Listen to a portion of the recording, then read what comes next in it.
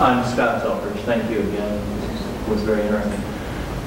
My question is, a lot of people really seem to fear interfaith dialogue. I get a sense that they're afraid that it's going to shake or be an attack on their own spiritual beliefs. Does this happen often? Is this your experience? And maybe what could we do about it? That's my experience.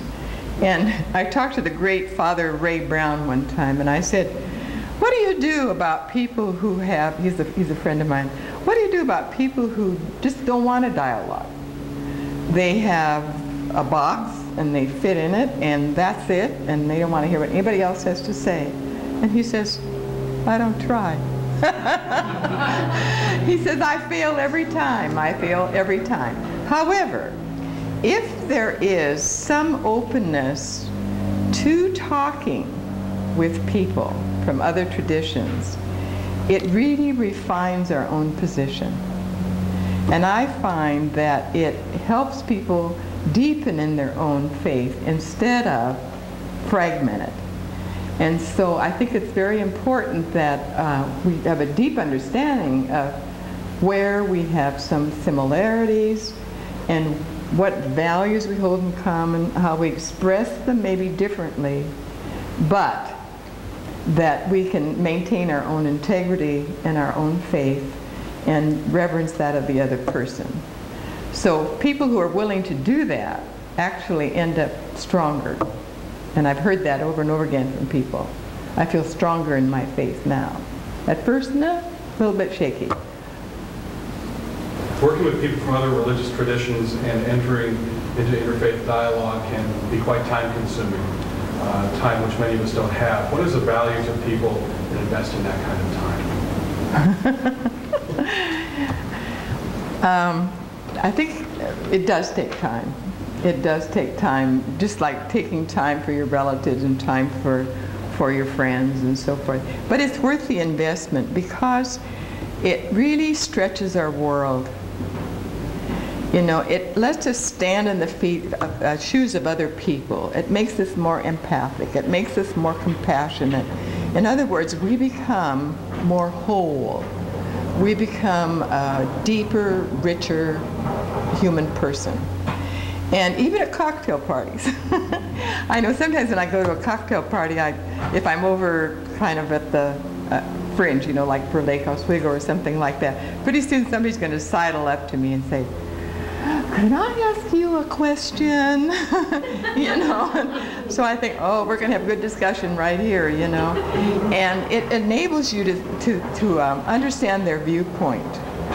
And so to not sound like the great white mother or great white father, you know, with all the answers and my way or the highway, but it's a way of helping that person articulate their position while I can also be enriched by that. So it's an enriching thing. Hi, Cecilia. Hi. I'm Sister Carol Higgins, and everything you're saying sounds really important, but I hardly have time to talk to my own family and my own friends.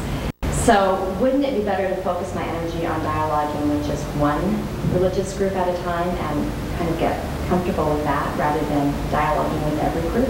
Mm-hmm. I think that's a really good point.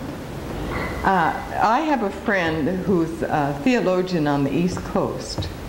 Now on the East Coast, take Boston, you know, there are a lot of Catholics in Boston and a lot of old-time religion people in Boston.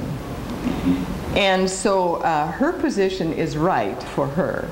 She believes that, and she's engaged in Jewish-Christian dialogue, and she believes that you can go deeper into Jewish-Christian dialogue and really focus as a theologian on that kind of exchange so you get a richer understanding of both of them. She's not in Oregon.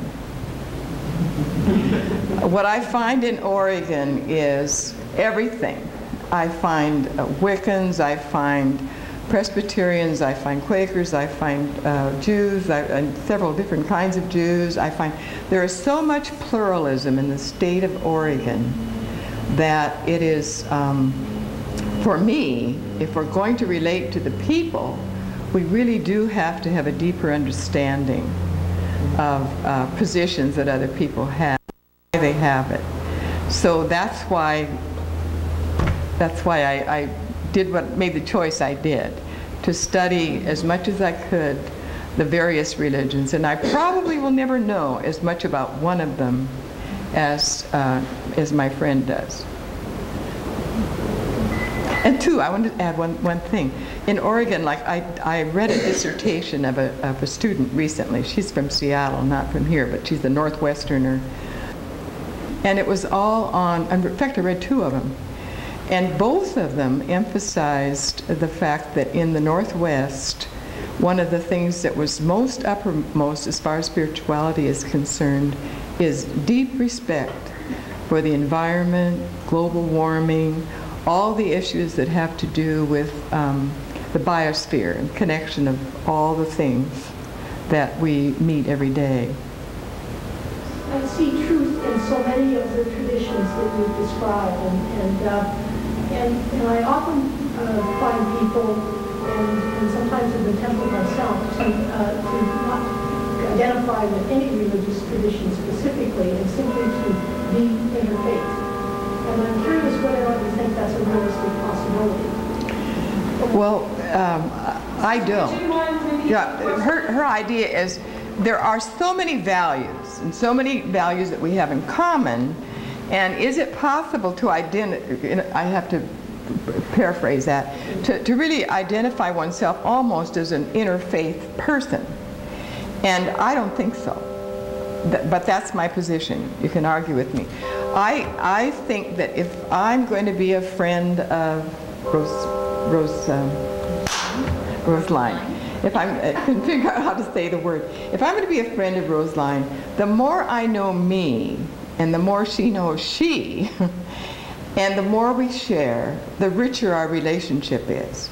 If I don't know myself and I get subsumed under her values and things that she stands for, it's never going to be a lasting relationship. So I think, and a lot of people are coming to this position in Protestant communities, that it's important to give your child an ethical system and give your child ethical values and talk about the sacred scriptures to your child and so forth, so that the child has like a grounding. And from that, then they can see how they can relate to other religions and bounce themselves against it. Now the risk is always they will find something that fits better as time goes on. But that's what we have to let go of. They're free, But I think myself, it's better that I'm a Roman Catholic and stay a Roman Catholic and dialogue with all these different religions than if I pick and choose and identify myself as everything. I don't know if that answers it, but that's I feel pretty strongly about that now.